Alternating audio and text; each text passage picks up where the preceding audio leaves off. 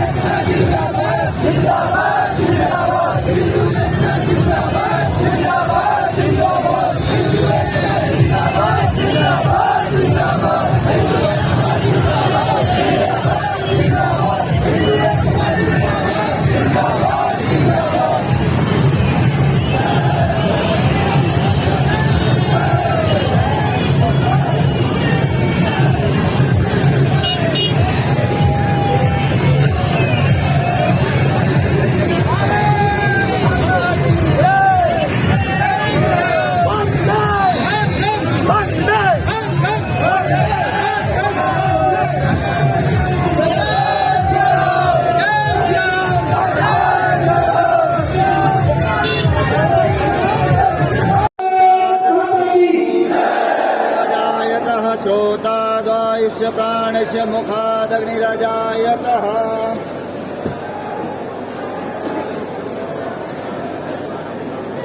बालक ने यदि रहना होगा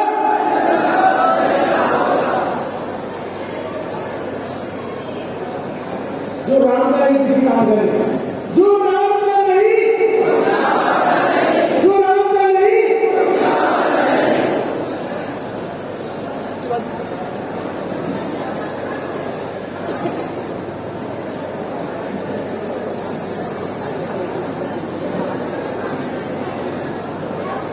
स्वयं अब जाग कर हमको जगाना देश है अपना।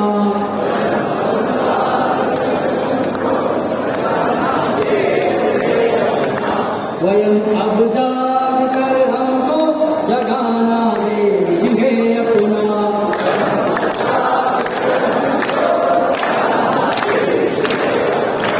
जगाना देश है अपना, जगाना देश है अपना।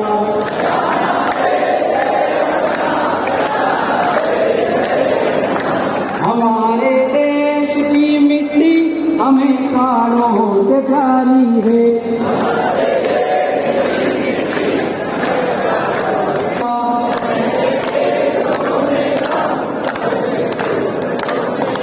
बड़े बलराज का जिससे वो करना मेल है अपना।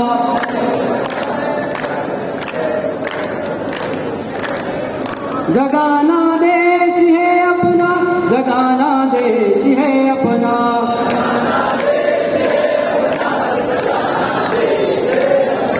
जतन हो संगठित हिंदू सक्रिय भाव भरने का। भारत यही उद्देश्य है अपना।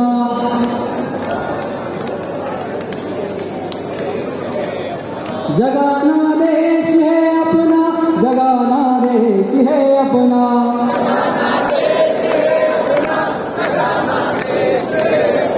स्वयं अब जाग कर हमको जगाना देश है अपना।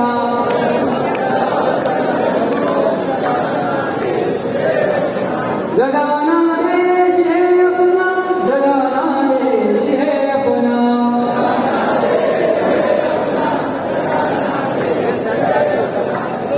जय श्री राम। माननीय नितेश भाई साहब, विभाग संयोजक से अनुरोध करूंगा कि आप पधार कर अभी सभी ने रात दिन मेरे साथ मेहनत की और इस कार्यक्रम को सफल बनाने के लिए जो रात दिन मेहनत की, आप सभी का हार्दिक स्वागत एवं अभिनंदन। कार्यकर्ताओं का समर्पण।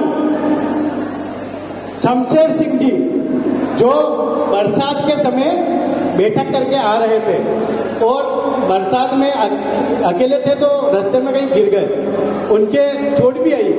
वो तीसरे दिन जाने की स्थिति में नहीं थे, उसके बावजूद भी बैठ के लेने गए। शमशेर सिंह जी के लिए एक बार जोरदार तालियां।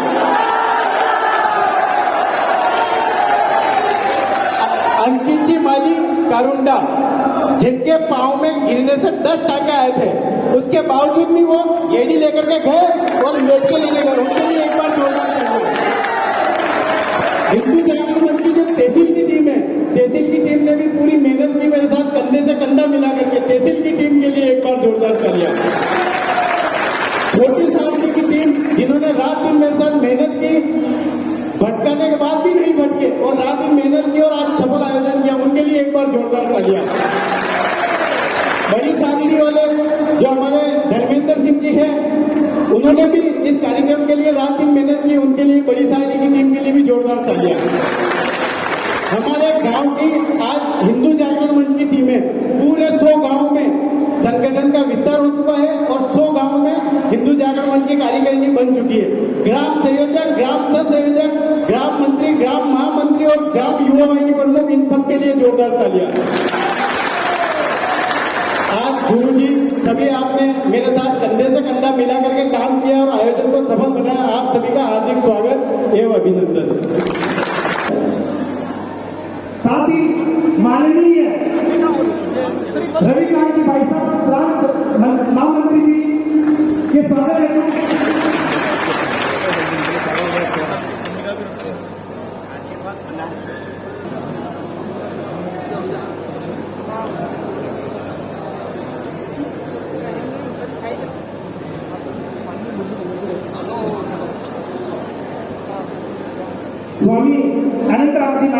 के स्वागत के तत्पश्चात माननीय मुरली मनोहर जी, क्षेत्रीय संगठन मंत्री राजस्थान प्रांत, आपके राहुल जी वसीटा,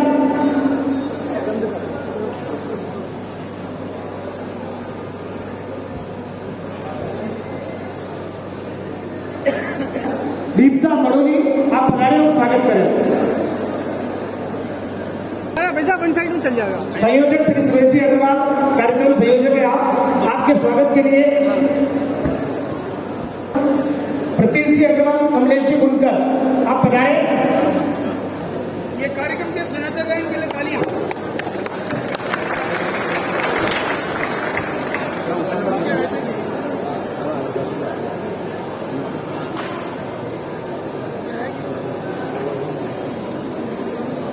हमारे तथा गणपति जी साहब पधारें और स्वागत करें। गणपति जी जाग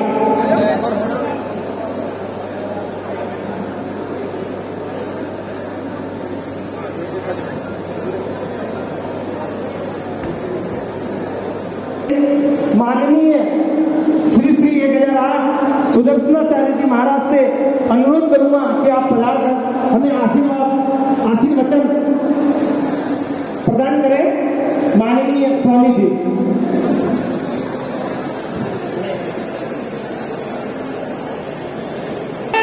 श्री राम, जय जय श्री राम, भारत माता की, भारत माता की। आनंद, मैं बहुत ज्यादा समय नहीं लूंगा, व्यावहारिक नाम है, लेकिन मैं बहुत संक्षेप में हमारे इस आयोजन के अध्यक्ष हमारे सुरेश जी अग्रवाल, कार्यक्रम संयोजक भी हैं, मुख्य अतिथि हमारे माननीय श्री मुरली मनोहर जी, उनका भी बहुत बहुत इस आयोजन में स्वागत अभिनंदन है। विशिष्ट अतिथि हमारे और विशिष्ट अतिथि में स्वामी बड़ी सयाली से पधारे हुए स्वामी जी महाराज, अनंतराम जी महाराज और श्री रविकांत जी, प्रांत संयोजक व्यवसाय उदयपुर आदि सभी जितनी भी राम जी की सेना यहाँ ऊपर मंच पर बैठी है या सन्मुख बैठी हुई है, सभी का इस आयोजन में पधारने पर बहुत बहुत साधुवाद। इस आयोजन के निमित्त जो अपना योगदान दिया है बढ़ चढ़ करके, आप जागृत होकर के इस आयोजन में बहुत दूर दूर से 30-30, 40-40 किलोमीटर से लोग इस आयोजन में सम्मिलित होने के लिए पधारे। इसके लिए एक बार जोरदार तालियां होनी चाहिए अपने लिए। इस आयोजन के हमारे करने वाले सभी टीम जो भी बता रहे थे, हमारे बालू जी की कितना परिश्रम उन्होंने किया, विपरीत परिस्थिति में भी चोटें भी लगी, गिरे भी, लेकिन फिर भी उन्होंने आगे बढ़कर के भारत माता के निमित्त इस आयोजन को किया, उनका भी बहुत बहुत साधुवाद है। हम लोग आजादी का 15 अगस्त के दिन 75वां अमृत महोत्सव मनाएंगे, लेकिन मैं एक बात कहूंगा, शायद आप मेरी बात से सहमत भी होंगे, और अगर सहमत होंगे तो तालियों का घोष करेंगे। 15 अगस्त का दिन कहता है आजादी अभी अधूरी है। 15 अगस्त का दिन कहता है आजादी अभी अधूरी है। सपने सच होना बाकी है, राखी की शपथ न पूरी है। 15 अगस्त का दिन कहता है आजादी अभी अधूरी है। भूखों को गोली, नंगों को हथियार पहनाए जाते हैं, सूखे कंठों से जेहादी नारे लगवाए जाते हैं। लाहौर, कराची, ढाका पर मातम की है काली छाया, पख्तूनों पर, गिलगित पर है गमगीन गुलामी का साया। उस स्वर्ण दिवस के लिए आज से कमर कसे बलिदान करें। दिन दूर नहीं, दिन दूर नहीं, खंडित भारत को पुनः अखंड बनाएंगे।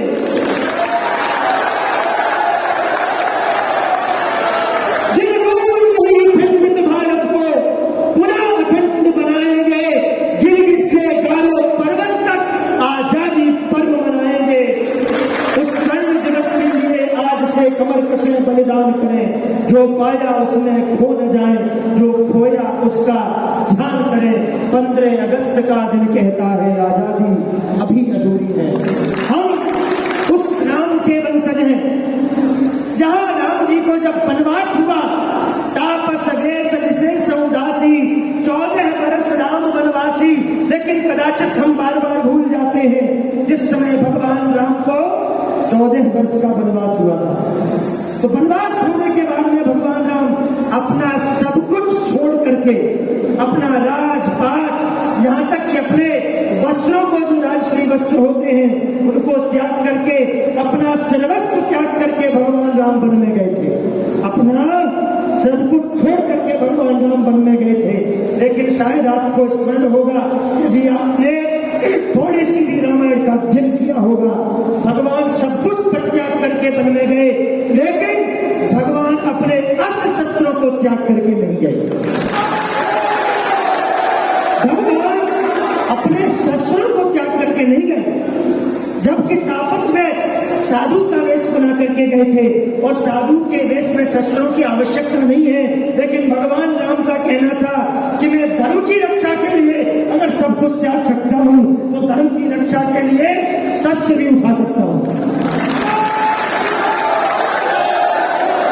बात धर्म की रक्षा की है, मैं यहां शस्त्र उठाने की बात नहीं कर रहा, लेकिन मैं इतना जरूर कहूंगा, आज थोड़ी सी हिंदू समाज में जागृति आई, बॉलीवुड के भांड रो रहे हैं, गिड़गिड़ा रहे हैं, आप देख लो, पढ़ लो अखबारों में और मीडिया पर छाया हुआ है। थोड़ी सी जागृति आई, जो अपने धर्म का मजाक बनाते थे, जो हमारे देवी देवताओं का मजाक बनाते थे, थोड़ी सी जागृत होने पर आज वो रोने पर उतारू हो गए हैं, गिड़गिड़ा रहे हैं, उनको कोई पूछने वाला नहीं है। बस इसी चीज की आवश्यकता है। मैं तो संत परंपरा से भी विनम्र होकर के आग्रह करूंगा कि संत माला तो जपे, लेकिन आज आवश्यकता है संतों को मैदान में आने की, और मैदान में आकर के हिंदू समाज के लिए जागृत करने की, हिंदू समाज को जागृत करने की। मैं ऐसा नहीं कहता कि संत नहीं आए हैं, अभी तो एक ही बुलडोजर बाबा भारी है, एक ही, अभी तो एक ही आ रहा है, और भारत क्या पूरा विश्व ने झेल नहीं पा रहा है, पूरा विश्व। तो इसीलिए संतों का भी कर्तव्य बनता है कि धर्म की रक्षा के लिए भी आगे आए, जन जन में जागृति लेकर के आए। अगर हमारा राष्ट्र नहीं रहेगा, हमारे हिंदू भक्त नहीं रहेंगे, मठ मंदिर नहीं रहेंगे, तो संत भी कहीं रहने वाले नहीं है। इसलिए हमें इनकी रक्षा के लिए, हिंदू जनमानस को जागृत करने के लिए संतों को भी, और संतों के आगे पीछे है कौन? गृहस्थों को, बेचारों को तो एक बार सोचना पड़ता है। हमारे जितने भी ये बबलू हैं, जितनी टीमें, सब कुछ तो सब गृहस्थ हैं, फिर भी अपने जान को दाव पर लगा करके वे आए और उन्होंने इस कार्यक्रम को किया। तो संतों का भी कर्तव्य बनता है। और मैं कहता हूं, आधी रात में भी यदि अपने हिंदू समाज के लिए मेरी आवश्यकता प्राणों की भी पड़े, तो सुरक्षाचार्य में खड़ा हुआ है। इसलिए अब जागृत होने की आवश्यकता है, सभी लोग जागृत हो। अब केवल जागृत होने मात्र से ये सभी विधर्मी लोग धराशायी हो जाएंगे, इसमें कोई संदेह नहीं है। इन्हीं शब्दों के बाद साथ में अपनी वाणी को विराम दूंगा। एक बार सभी लोग जैसे जोर से उद्घोष करेंगे, जय जय श्री राम।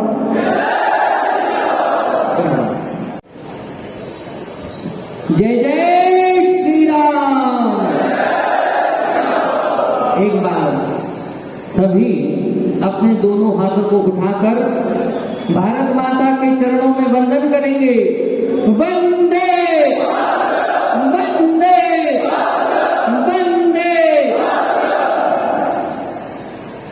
यन माया वशवर्ति विश्वमखिलं ब्रह्मादिदेवासुरा यत्सर्वानमृषेव भाति सकलं ब्रजो यथा हेद्भ्रमः यत्पादप्लवमेकमेव हि भावोधे स्थितऋषागता वन्देऽहं तमशेषकारणपरं रामाख्यमीशं हरिम्। आज अखंड भारत संकल्प रैली के रूप में आप सभी हजारों की संख्या में यहाँ पर उपस्थित हैं। हमारा भारत किसी समय में भारत का नाम था भी जब संकल्प होता है तो जम्बू द्वीप का नाम आता है। तो ये जो जम्बू द्वीप है ये संपूर्ण पृथ्वी, पूरी पृथ्वी का नाम है जम्बू द्वीप। तो सज्जनों, ये जो भारतवर्ष है ये इतना सा टुकड़ा नहीं है। जितनी भी पृथ्वी है, जितने भी देश हैं, वो सारे के सारे भारत हैं। भारत माता की। तो सज्जनों, भारत सदा सर्वदा से अखंड ही रहा है, परंतु दुख और दर्द की ये बात है कि खंडित हम हो गए हैं। हम जाति में बट रहे हैं, हम धर्म में बट रहे हैं। अब हम सभी को इकट्ठा होने की आवश्यकता है। आज आप सभी युवाओं का जो जोश यहाँ पर देखने को मिला है, एक बार बबलू जी की पूरी टीम के लिए जोरदार तालियों से, क्योंकि आप लोगों की जो जागृति है, आप लोगों का जो उत्साह है, आपका जो शौक है, नवजवान तो देश शान की भारत की पहचान है। नवजवान तो देश शान की भारत की पहचान है।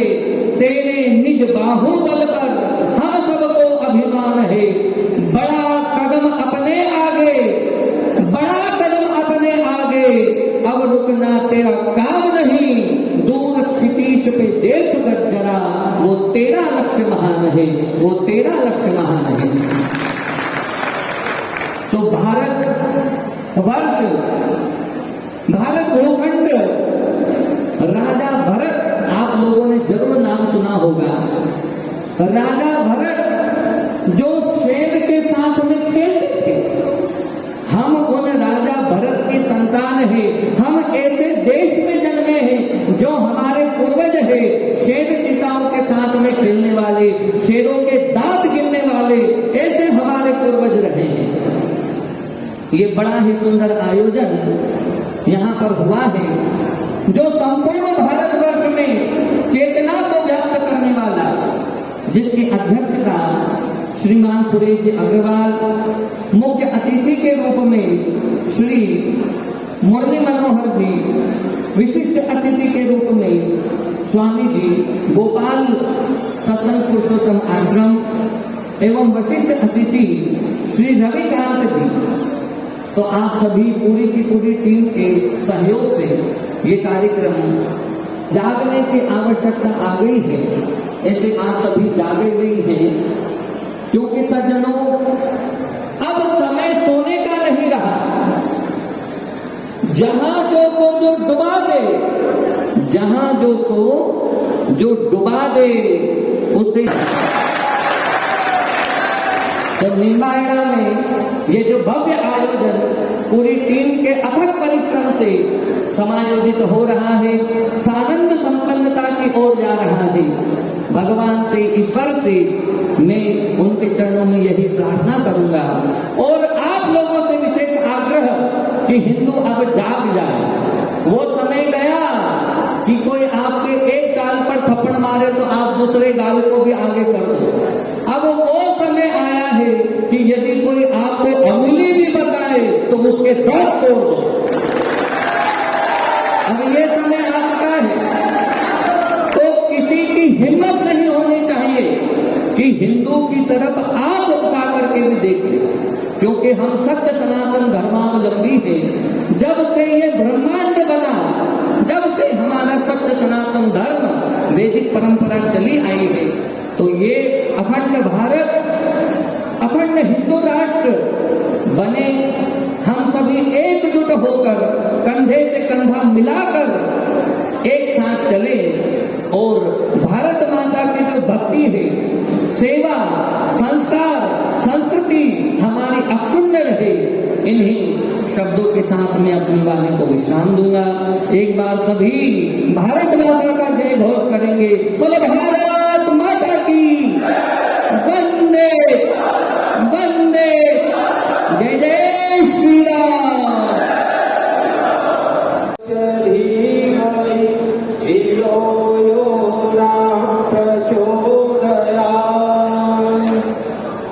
हिंदू जागरण मंच के तत्वावधान में अखंड भारत संकल्प रैली के आयोजन में यहाँ मंच पर उपस्थित आदरणीय इस कार्यक्रम की अध्यक्षता कर रहे माननीय श्री सुरेश जी अग्रवाल, मुख्य अतिथि माननीय श्री मुरली मनोहर जी, विशिष्ट अतिथि श्री 1008 सुदर्शनाचार्य जी महाराज, विशिष्ट अतिथि श्री 1008 अनंत राम जी महाराज, अन्य श्री रविकांत जी प्राण संयोजक, श्री अन्य उपस्थित विद्वजन एवं अखंड भारत के संकल्प लेने वाले सभी युवाओं एवं धर्माभिलाषी सज्जनों, श्रद्धामयी माताओं बहनों, आज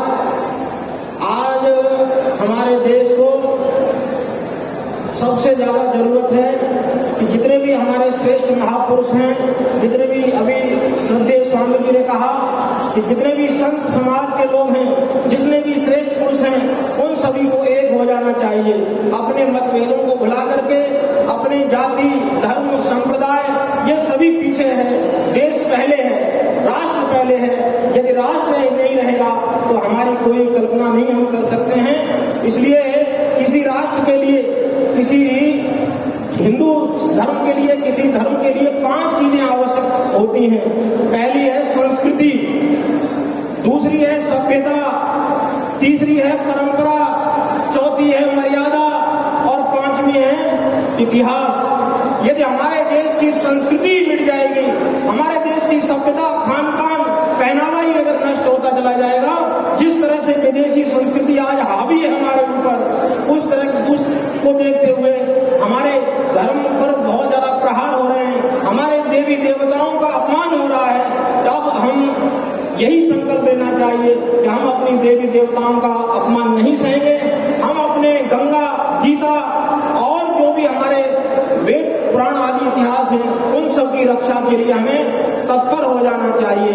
आज हमारे देश की राम और कृष्ण की संस्कृति है, इसको बचाना है। आज हम राम मंदिर बना रहे हैं, बहुत अच्छी बात है, खुशी की बात है, लेकिन जब राम मंदिर बना रहे हैं तो दूसरे भी विधर्मी भी तैयार हो गए हैं विध्वंस करने के लिए। ऐसी ताकतों को रोकने के लिए हम सभी एकत्र होंगे और एकत्र होकर के हम उनका मुकाबला करना चाहिए। ये जो राजस्थान की भूमि है, ये वीरों की भूमि है, ये महाराणा प्रताप की भूमि है। इस भूमि पर जो है यदि उदयपुर जैसी घटनाओं की पुनरावृत्ति होगी तो हमें मर जाना चाहिए।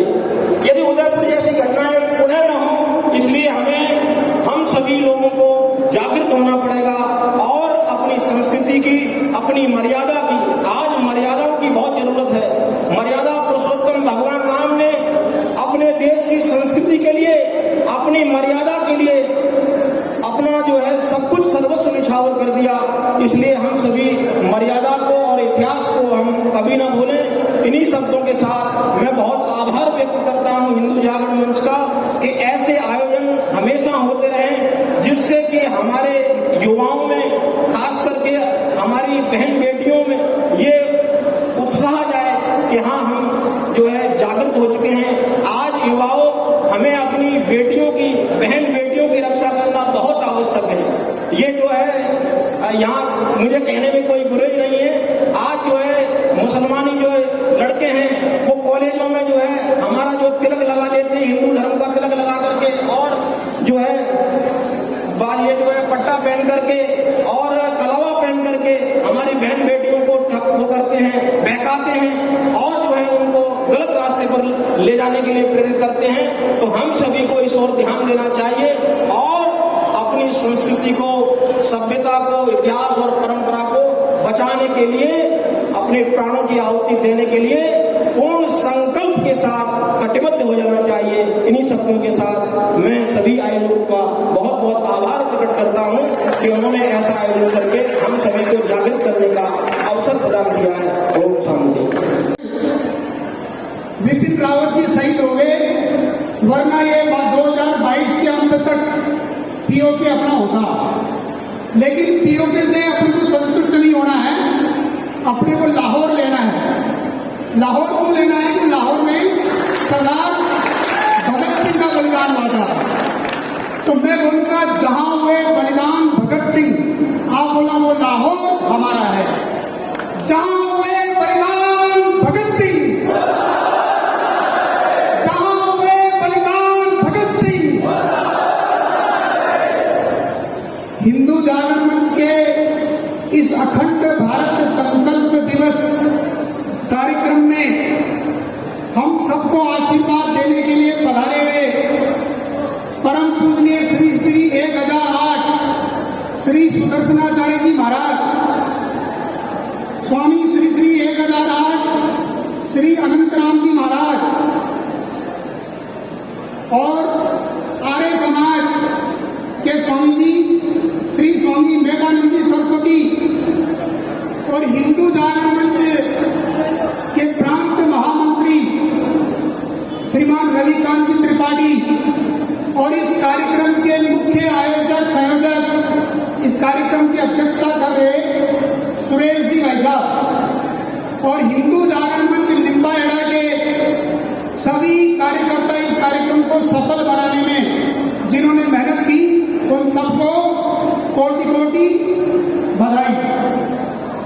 अभी आज का ये जो कार्यक्रम है अखंड भारत का, मैं दोपहर को आ गया था यहाँ पर और जिस प्रकार का उत्साह, जिस प्रकार का कार्यक्रम यहाँ रहा, युवाओं को जोश देख करके आनंद आ गया और ऐसा लग रहा था कि निम्बाहेड़ा के जो जिले के जितने भी कार्यकर्ता है उन्होंने उन लोगों को संदेश दे दिया है जो गजवाए हिंद का सपना देखते हैं, उनके सपने कभी पूरे नहीं होंगे। गजवाए हिंद का सपना देखने वाले, उनकी खैर नहीं है। जिस प्रकार का युवाओं का जोश, ये महाराणा प्रताप की धरती है, वीरों की धरती है। यहाँ के युवा जिस प्रकार का पूरे बाजार में हजारों की संख्या में यहाँ कार्यक्रम स्थल पर कम पहुंचे होंगे, लेकिन आज पूरे निम्बाहेड़ा के बाजार में लगभग 5000 युवाओं का कार्यक्रम था। प्रशासन ने भी इस कार्यक्रम में शुरू में बड़ा सहयोग किया था, लेकिन प्रशासन भी इतने बड़े कार्यक्रम को देख करके उनके भी हाथ पांव फूल रहे थे, लेकिन यहाँ के युवाओं ने बड़ा अनुशासन का परिचय देते हुए इस कार्यक्रम को सफल किया। लक्ष्मी, दुर्गा और सरस्वती की प्रतीक सभी माताएं बहनें और यहाँ पर विराजमान सभी राम जी के काज का सहयोग करने वाले, जो 60 वर्ष से अधिक आयु वाले सभी जामवंत के प्रतीक प्रबुद्ध जन और जो 15 वर्ष से और 60 वर्ष की उम्र के जो लोग हैं वो हनुमान जी के सहयोग करने वाले हनुमान शक्ति के रूप में युवा साथी, और 15 वर्ष से जो नीचे वाले हैं वो सभी अंगद के रूप में यहाँ विराजमान हैं। तो मेरे को जो समय काफी बड़ा दिया था, लेकिन 10 मिनट में विषय पूरा करूंगा। अखंड भारत संकल्प दिवस का आज जो कार्यक्रम है, अभी जो मंच पर आपको जो भारत का नक्शा दिखाई दे रहा है, हमने किताबों में इतना बड़ा नक्शा नहीं देखा होगा, क्योंकि हमको इतने बड़े नक्शे के बारे में नहीं बताया जाता। जबकि वास्तव में ये जो नक्शा है, ये 1857 की क्रांति के समय इतना बड़ा भारत था। उस समय अखंड भारत का हमारा जो वर्तमान भारत है उससे बहुत बड़ा था। 1857 की क्रांति के समय भारत का क्षेत्रफल था 83 लाख वर्ग किलोमीटर और वर्तमान भारत का क्षेत्रफल है 32,73,000 वर्ग किलोमीटर। जो 32,73,000 वर्ग किलोमीटर का जो भारत है, ये वर्तमान भारत, इस भारत को आजादी मिली थी 15 अगस्त 1947 को।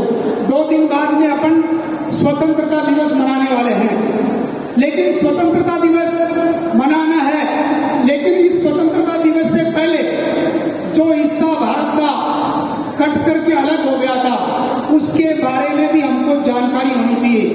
कितना बड़ा हमारा भारत था, भारत की सीमाएं कहां तक फैली हुई थी और इतना भारत छोटा कैसे हो गया। तो जब इतना छोटा भारत हो गया और आगे भी इसके टुकड़े नहीं हो, उसके लिए हमको क्या तैयारी करनी चाहिए। तो नई पीढ़ी को ये जानकारी रहनी चाहिए। तो केवल मैं एक संकेत रूप में कुछ बातें बताऊंगा। हर देश का एक मूल समाज होता है और वो अपने देश का मूल समाज है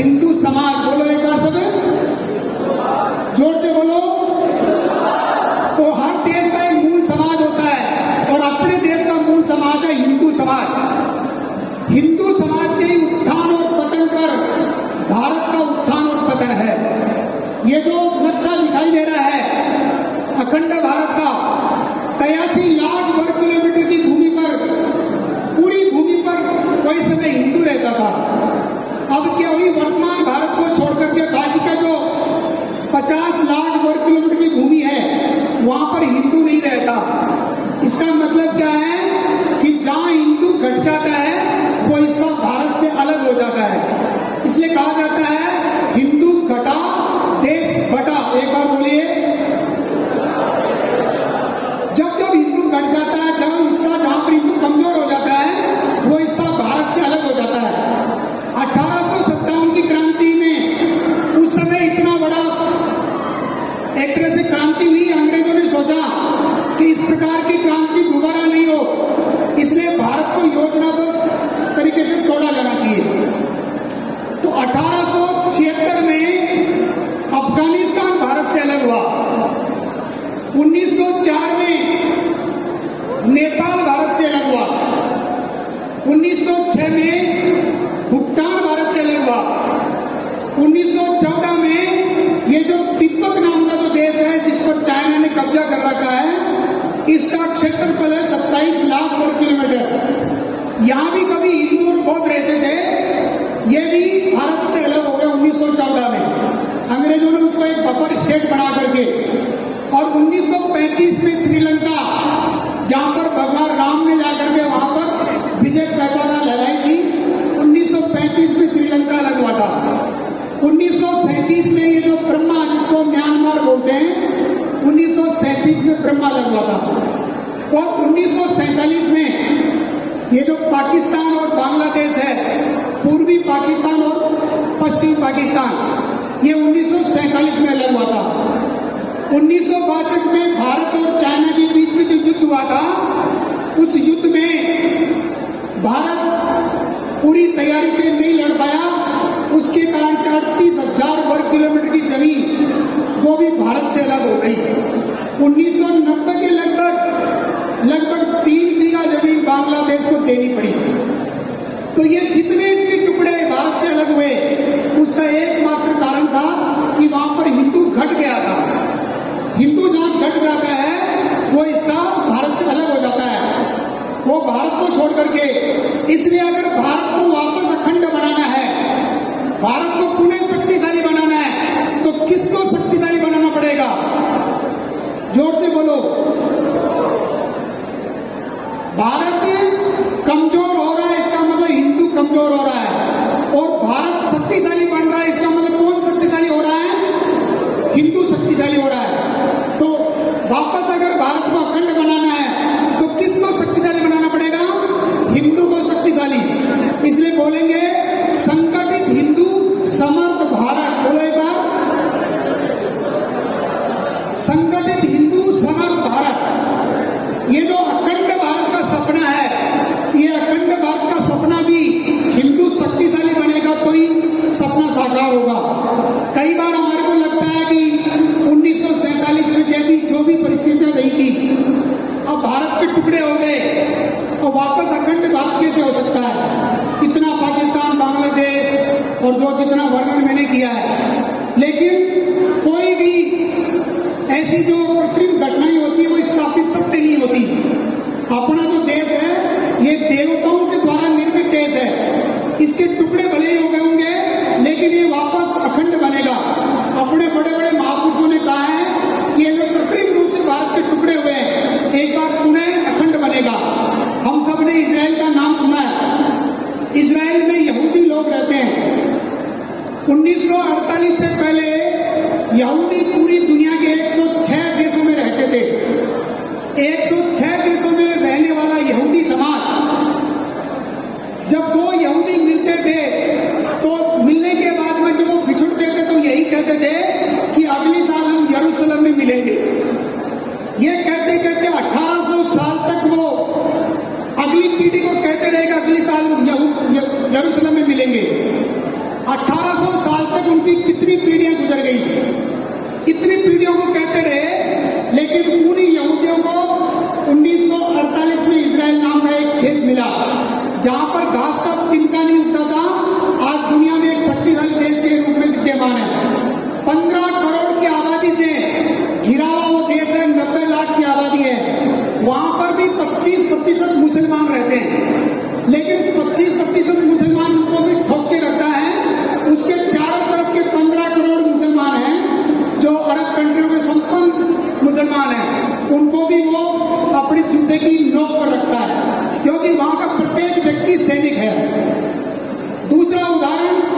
1945 में जर्मनी का विभाजन हो गया था। जर्मनी के दो टुकड़े हो गए थे, एक पूर्वी जर्मनी, एक पश्चिमी जर्मनी। लेकिन पूर्वी जर्मनी और पश्चिमी जर्मनी आज दोनों एक है। जिस समय अयोध्या में राम जन्मभूमि के ऊपर जो ढांचा बना हुआ था बाबरी मस्जिद, उसको तोड़ा जा रहा था, उसी समय बर्लिन की दीवार टूट रही थी। तो बर्लिन की दीवार टूटने के बाद वो वापस जर्मनी एक हो गया। स्थापित सत्य जर्मनी को भी मान लिया गया था, लेकिन वो भी वापस एक हो गया। ऐसे पहले सोवियत संघ भी लगभग 15-16 देशों को मिलकर के एक कृत्रिम रूप से बढ़ाया हुआ था। लोगों ने कहा कि ये कभी टूटेगा नहीं, लेकिन बाद में ये भी टूट गया। तो कोई भी चीज जो मानव द्वारा निर्मित चीजें होती हैं वो स्थापित सत्य नहीं होती। इसलिए स्थापित सत्य वही है कि अभी महाराज जी ने बताया कि ये जो भारत है, ये भारत इतना ही नहीं था, पूरी दुनिया को उस समय जम्बू द्वीप कहते थे। पूरे जम्बू द्वीप पर हिंदू रहता था। इसलिए वापस अपना भारत अखंड बन सकता है। उस अखंड भारत बनने के लिए हिंदू समाज को संगठित करना पड़ेगा, और हिंदू समाज को संगठित करने के काम को ही बोलते हैं हिंदू जागरण। बोलो एक बार सब जोर से बोलो। अब हिंदू जागरण मंच क्या है, मैं ये इसको थोड़ा बताऊंगा। अंत में अपने प्रांत के महामंत्री इसका संकल्प करवाएंगे और आगे मुझे सूचना मिलेगी। जो मंच पर लिखा हुआ है हिंदू जागरण मंच, ये हिंदू जागरण मंच का मतलब क्या है? हिंदू का मतलब होता है राष्ट्रीय। जो राष्ट्रीय है वही हिंदू है, और जो हिंदू है वही राष्ट्रीय है। तो जो इस देश को मां मानता है, यहाँ के महापुरुषों को अपने महापुरुष मानता है, यहाँ के तीर्थ स्थलों के प्रति श्रद्धा भाव रखता है, ऐसे व्यक्ति को राष्ट्रीय बोलते हैं और हिंदू बोलते हैं। दूसरा शब्द है जागरण, और तीसरा शब्द है मंच।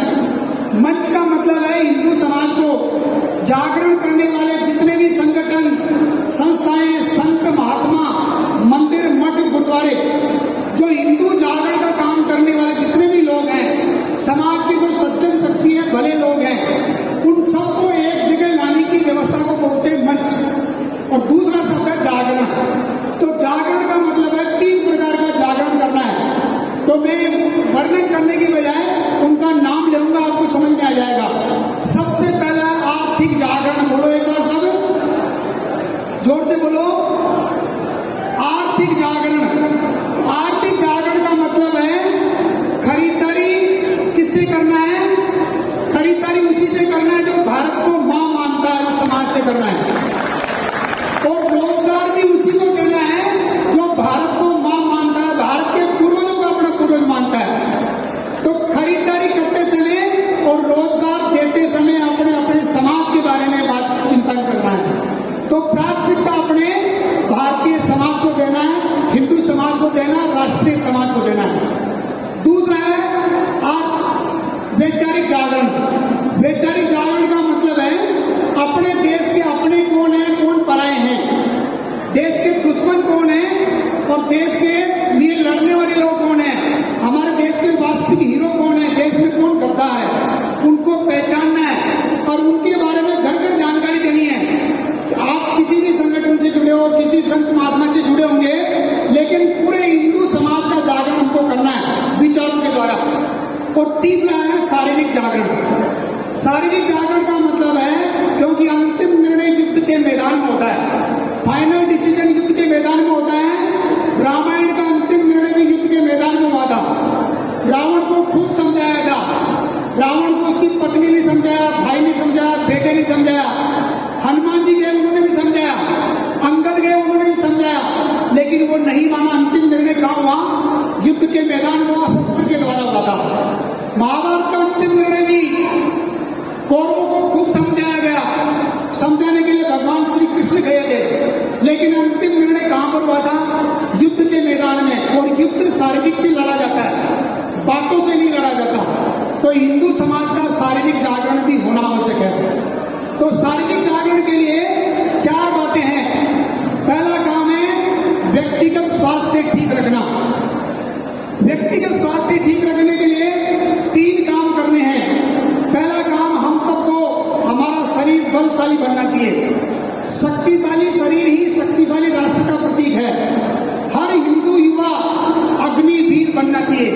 हर हिंदू युवा सैनिक बनना चाहिए।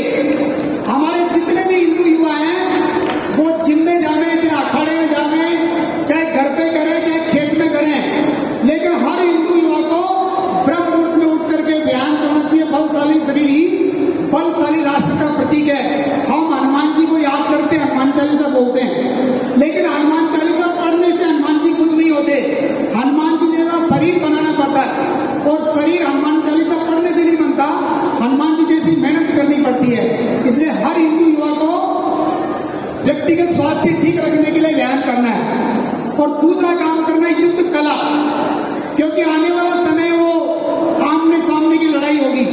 अभी तो देश में जो कुछ चल रहा है, वो जो कुछ चल रहा है, हम देख रहे हैं कि लोग गले काट करके वीडियो बना करके देश के प्रधानमंत्री को भी धमकाने का प्रयास कर रहे हैं। तो आने वाले समय में जो आमने सामने की लड़ाई होगी, तो केवल सेना और पुलिस लोग काम नहीं करेगी, प्रत्येक हिंदू को भी लड़ना पड़ेगा। हमको भी स्ट्रीट फाइट आनी चाहिए, हमको भी बिना शस्त्र के और शस्त्र के लड़ना आना चाहिए। दिल्ली के दंगों में सामने वालों ने 10 किलो का पत्थर गुलेल से फेंक दिया था, इसलिए उनकी तैयारी कितनी, अपनी भी अपने को तैयारी करनी है। इसलिए हर हिंदू युवा को लड़ना आना चाहिए। हर हिंदू युवा को लड़ना आना चाहिए, नहीं लड़ना आना चाहिए? तो लड़ना बातों से लड़ना है या आमने सामने की लड़ाई लड़नी है? आमने सामने की लड़ाई लड़नी है तो हमको भी सब प्रकार की चीजें आनी चाहिए। आज बहुत बड़ा आनंद आया, निम्बाड़ा के युवा वहां पर तलवारबाजी का भी, लाठी का प्रदर्शन कर रहे थे, एक तट के योद्धाओं की। ऐसा लग रहा था महाराणा प्रताप की सेना के सैनिक यहाँ पर इस प्रकार का प्रदर्शन कर रहे हैं। हमको भी ये सारी बातें सीखने के लिए चाहे पैसा दे करके सीखना पड़े, हमको जिम अखाड़े में जाना पड़े, संघ की शाखाओं में सब चीजें सिखाई जाती है। तीसरा काम है शस्त्र धारण करना। हमारे सब देवी देवताओं के हाथ में शस्त्र है, तो बिना शस्त्र के शास्त्र सुरक्षित नहीं है। जहां शस्त्र बल नहीं वहां शास्त्र पड़े रोते और पछताते हैं। ऋषियों मुनियों को भी तब भी सिद्धि तभी मिलती है जब पहरे पर स्वयं धनुर्धर राम खड़े होते हैं। विश्वामित्र जी यज्ञ कर रहे थे, तो यज्ञ की रक्षा करने के लिए राम और लक्ष्मण की आवश्यकता पड़ी। राम और लक्ष्मण जब शस्त्र लेकर खड़े हुए, तब जाकर के विश्वामित्र जी यज्ञ कर पाए। इसलिए सभी देवी देवताओं के हाथ में शस्त्र है, तो शस्त्रधारी भगवान की पूजा करने वाला हिंदू समाज केवल फोटोओं में शस्त्र रहना चाहिए, व्यवहार में शस्त्र रहना चाहिए। तो हर हिंदू युवा शस्त्र रखने की हमारी पुरानी परंपरा है। पुरानी परंपरा क्या है? शादी होती थी तो शादी में तोरण तलवार से मारा जाता था। तो आप में से बहुत सारे युवा अभी जिनकी शादी नहीं हुई, वो तय कर ले कि तोरण तलवार से मारा जाएगा। और तलवार किराए की नहीं होगी, क्योंकि आज जैसे आज बहुत सारी तलवारें पहली बार मैंने देखा निम्बाड़ा में, तो जितने भी यहाँ पर लोग बैठे हुए हैं, उनके परिवार में भाई की शादी, बहन की शादी, जिसकी भी रिश्तेदारी में शादी होगी या आप लोगों की शादी होगी, तो हम आग्रह करेंगे कि तोरण तलवार से होगा। पहले संदीप कपूर का डायलॉग आता था कि बारात का स्वागत पान पराग से कीजिए, तो आजकल अपने क्या कहना है? तोरण तलवार से कीजिए। एक बार बोलेंगे, तोरण तलवार से कीजिए, तोरण तलवार से कीजिए। किराए की नहीं गाड़ी है, और दहेज में भी शस्त्र देना हमारे सब देवताओं के हाथ में। इसलिए हमारे घर में, हर घर में शस्त्र होना चाहिए। ऐसे ही पहले माताएं बहनें जब छोटे बच्चे को सुलाती थी, उस समय सिराने पर तलवार रखती थी, लेकिन आजकल माताएं बहनें तलवार नहीं रखते, क्या रखती हैं? नेल कटर या सब्जी काटने वाला चाकू रखती है। क्यों रखती है? कि हमारे घरों में शस्त्र नहीं है। तो हम शस्त्रधारी भगवान की पूजा करने वाला समाज है, हमको भी शस्त्रधारी बनना चाहिए। और चौथा काम है जनसंख्या बढ़ाना।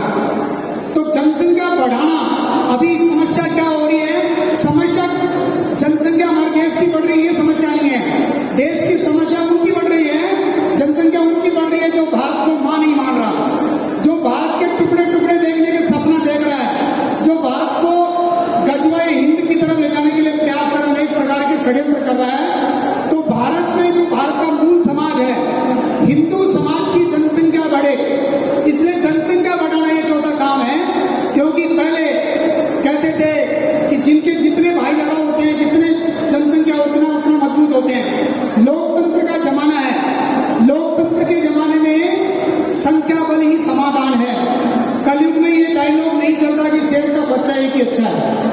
कलयुग में शेर का एक बच्चा एक ही अच्छा नहीं होता, क्योंकि कलयुग में कुत्ते भी शेर को घेर करके मार देते हैं। इसलिए हिंदुओं की जनसंख्या बढ़नी चाहिए।